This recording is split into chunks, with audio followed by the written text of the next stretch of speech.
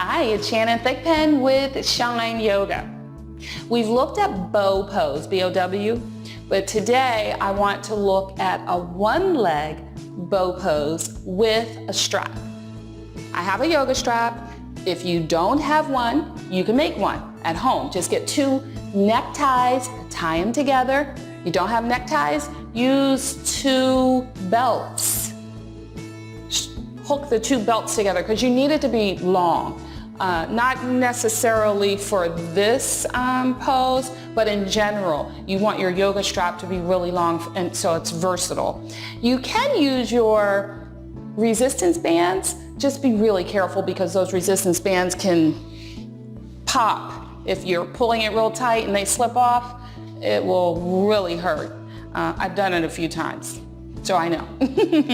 All right, I like to go ahead and, for this pose, the one leg bow, put the strap around the foot first and then go into position. I'm going to turn to my side because I think you'll be able to see me best from this angle. When you don't use the strap and you can almost touch your foot or you're trying to touch your foot, a lot of times you'll go into some really crazy contorted bending things and you have to be really careful of your low back. When you're doing bow, you are stretching and opening up the front of your body and you're contracting the back of your body because that's to gravity. You want to make sure that when you contract, you're lengthening the whole time. You're not just compressing or squeezing the low back together. No bueno. You want to make sure that your navel is going in towards your spine. So here I am. I've got my strap here. I'm ready. I want you to get the instruction and then make sure you can turn to the side when you're doing a pose, but I'd rather you, in this case, have your spine lengthen. Oh, and make sure, of course, you're only doing what is right for you. You follow doctor directives. You have permission from your healthcare provider before doing this or any other activity, okay? All right. So you would grab the foot without the strap if you were doing a one-leg bow without. Bend your knee and imagine you're grabbing the foot, but you have the strap to extend your arms. Makes your arms longer. Inhale to prepare. You're avoiding the hip, lifting away from the mat. That's the wrong direction. The hip should go pressing into the mat. Your navel should lift up away from the mat as you're preparing to protect your back. Here we go. Inhale to prepare. As you exhale, lift, right? You can bend that knee and you're almost grabbing.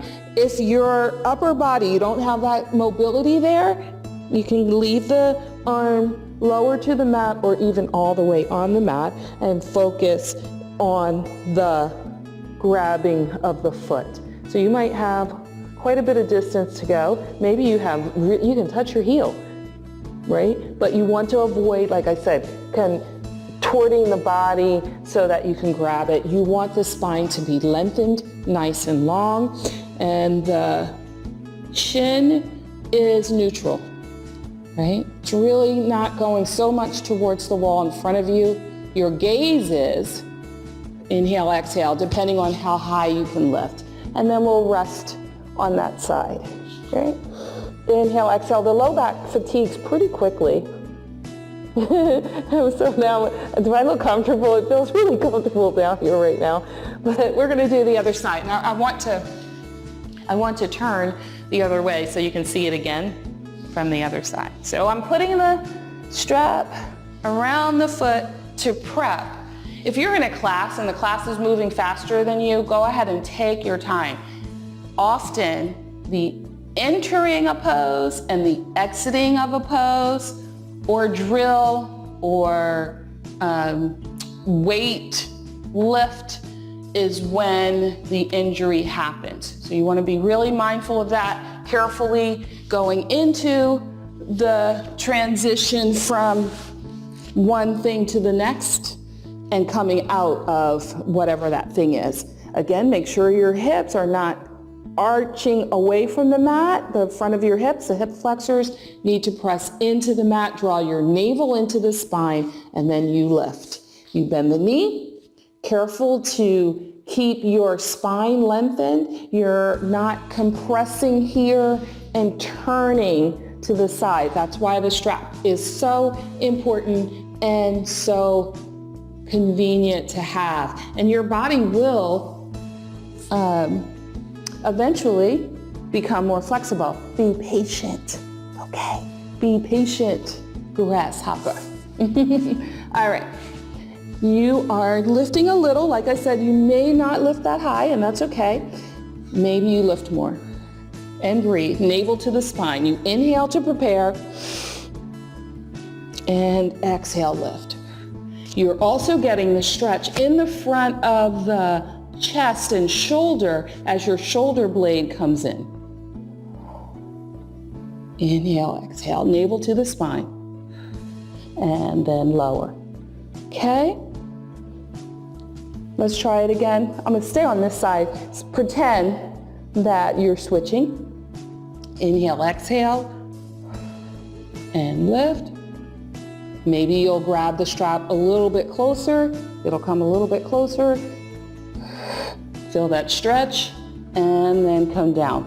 Very, very carefully, you're drawing the navel in towards the spine, and the hips stay down on the mat. All right? I'm going to stay here, but I'm bending the knee. So here we are, one leg bow without the strap now, okay? Inhale, it's the opposite hand that comes in front when you're doing the one leg. This leg, the lengthened one, is active, so you contract the muscles there. Inhale to prepare, exhale, pressing the foot into the hand into the foot, if you have that. If you don't quite have the foot yet, use the strap. And you lower, and you rest. Right. And one more time, opposite side, bend the knee, reach back. If you don't have a strap and you can't grab the foot, I'd much rather you not grab it as opposed to trying to contort to grab it. Now, this actually is okay. If you bend the knee towards you and grab the foot, but you have to be really careful from how you go from here to lying down, right? So I'd rather you use the strap, but I get it. You've got it. You just need a little bit of assistance there. So inhale, press your foot into your hand into your foot, or you're using the strap.